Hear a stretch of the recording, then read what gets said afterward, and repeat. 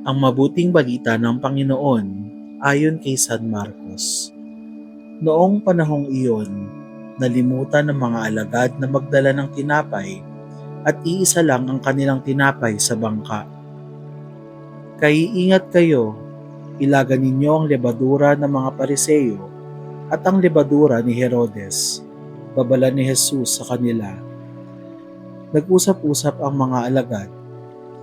Wala kasi tayong dalang tinapay kaya nasabi niya iyon.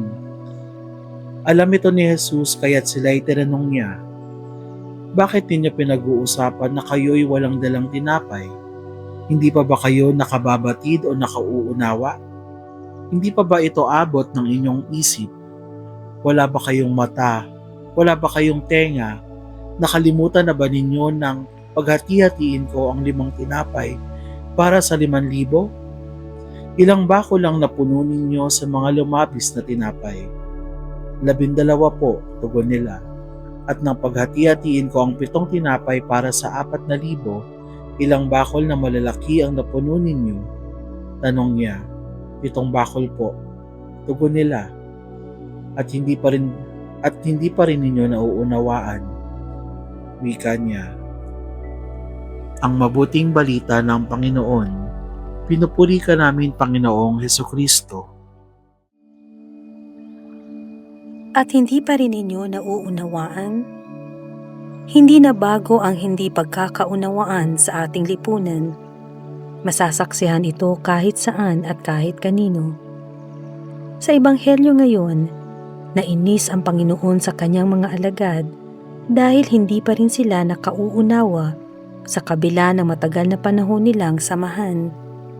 Ngunit ano nga ba ang sanhi ng hindi pagkakaunawaan? May isang karaniwang sagot. Hindi tinitingnan ng isang tao o grupo ang perspektibo ng iba. Hindi nila tinitingnan ang mga bagay-bagay ayon sa pananaw ng iba. Sa ating buhay pananampalataya, ganito rin tayo. Madalas nating hindi nauunawaan o naiintindihan ng Diyos. Nagagalit tayo kung bakit may mga bagay siyang hinahayaang mangyari sa ating buhay. Nanunumbat tayo kapag hindi niya sinasagot ang ating mga panalangin. Iniisip natin na wala siyang pakialam. Pero ang totoo, hindi lang tayo nakaiintindi dahil hindi natin tinitingnan ang mga bagay-bagay sa kung paano ito tinitingnan ng Diyos. Sa tuwing may hindi tayo nauunawaan sa ating buhay at kapaligiran, tanungin natin ang sarili, paano ba ito tinitingnan ng Diyos? Sikapin nating unawain ang lahat ayon sa kanyang pananaw.